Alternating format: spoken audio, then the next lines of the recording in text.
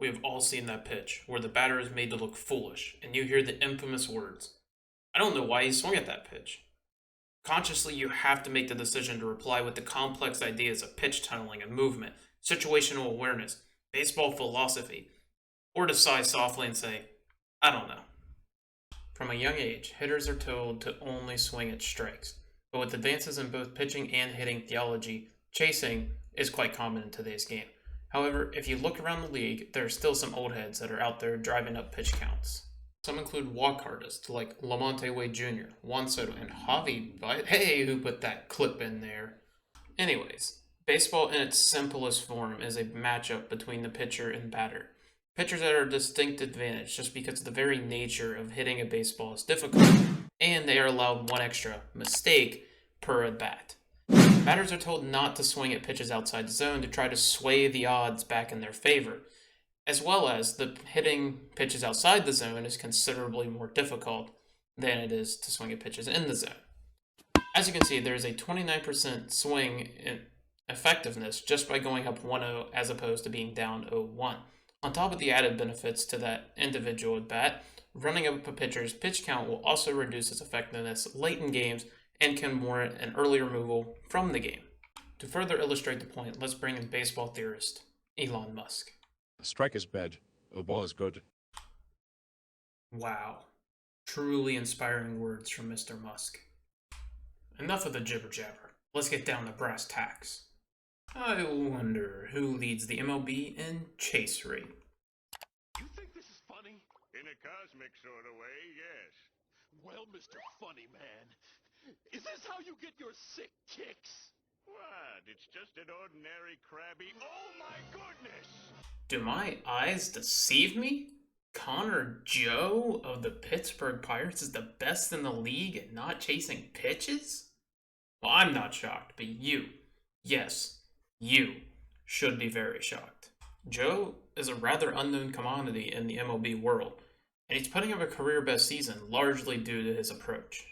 To show you his taking ability, I will show you this nifty little table Baseball Savant has to offer us. As you can see, Joe is swinging 14% less than the league average on pitches in the chase area, which is designated for pitches designed to get a swing and miss. You know, the nasty sweeper away, high cheesy fastball, in the dirt curveball, that sort of thing. These numbers are all well and good, but let's see it in action. Let's take a look at the Pirates versus Diamondbacks on May 21st, with Merrill Kelly on the mound.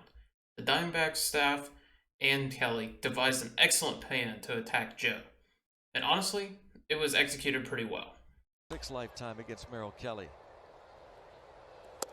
Remember that pitch right there. Everything Kelly does for the next two at-bats is going to be based on that pitch, that down and away four-seam fastball. Of the last two games.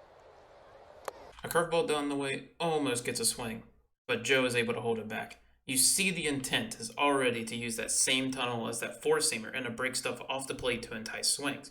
But they must not remember that they are dealing with Connor Joe. Thursday's off day. Another excellently executed pitch, a cutter just off the plate, once again trying to get that swing, following the four seam.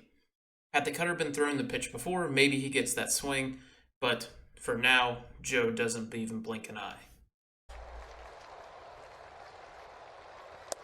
Kelly doubles down on the cutter away, and Joe just disrespects it once again. In the National League for Merrill Kelly. Come on, Jeffrey. You're better than that. There you go, Jeffrey. Joe earns his walk on the fifth pitch of the at-bat, but you can see Kelly's approach in all of the pitches. Stay away and try to entice Joe with some pitches breaking off of that four seam. We pick it up in the bottom of the fifth. Pirates down 2 runs with 1 out. Versing Merrill Kelly for the final time, Joe is going to get a rally started to tie the game. Let's see how he gets it done. An unearned run. Kelly starts Joe off with a good get-me-over curveball to get ahead in the count 0-1. Look familiar? It is that same off-the-plate cutter that is supposed to play off the first fastball of the game. The problem is, Joe is yet to offer at that pitch. By the Tampa Bay Rays. It looks like Kelly missed his spot. It looks like he wanted to go back to that fastball in the outer third, but just missed his spot for an easy take, though it probably got into that chase area that we talked about earlier. Kelly came back with a beautiful fastball that plays off the curveball earlier in the at-bat.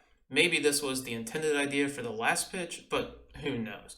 Either way, it was well executed and got a swing on a borderline pitch. Start against the San Diego Padres. Here it looks like Kelly missed his spot once again. Looked like he wanted to go with the curveball away that plays off the high fastball, but just missed his spot. Ironically, he missed it in the same spot where he missed the fastball, so they kind of played well off of each other enough so Joe could hook it foul? Maybe? Connor Joe's going to get the first hit of the game for the Pirates. Diving stop by Perdomo. And here you see another missed pitch that Joe just takes advantage of and pokes out into left field. It wasn't the prettiest hit in the world, but it got the job done and sparked a big inning. Had a less patient batter been up and swung at those away cutters, he probably doesn't walk and very easily rolls them over to the left side of the infield. Plus, Kelly wouldn't have to resort to trying to put a changeup down and in off 2 previous misses. But who knows at the end of the day.